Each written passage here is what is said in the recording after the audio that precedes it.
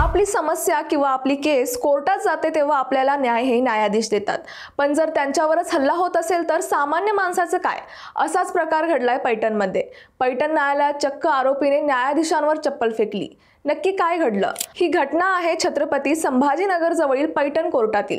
आरोपी अंतोन श्यामसुंदर गायकवाडवर बलात्काराचा गुन्हा आहे। तेव्हा सुमारे 3 वाजताच्या सुमारास कोर्टात सुनावणी सुरू असताना आरोपीने आपल्या चपला काढल्या आणि थेट न्यायालयातील न्यायाधीशांच्या दिशेने फेकल्या, परंतु ती चप्पल बाजूला जाऊन पडली। त्यामुळे लगेच आरोपीने आपल्या पायातील दुसरी चप्पल पुन्हा काढून न्यायाधीशांच्या अंगावर भिरकावली। या घटनास्थळी क्षणात खळबळ उडाली। सुरक्षा रक्षकांनी तात्काळ हस्तक्षेप करत आरोपीला ताब्यात घेतलं, पण चप्पल मारण्यामागचं कारण असं की तो म्हणत होता त्याचा खटला जिल्हा सत्र न्यायालयात चालवावा अशी मागणी केली होती, पण याऐवजी त्याला पैठण कोर्टात आणलं आणि मग काय, सुनावणी दरम्यान थेट न्यायाधीशांकडे चप्पल फेकली। सध्या आरोपीवर नवीन गुन्हा दाखल करण्यात आला असून पैठण पोलीस ठाण्यात या प्रकरणी अधिक तपास सुरू आहे।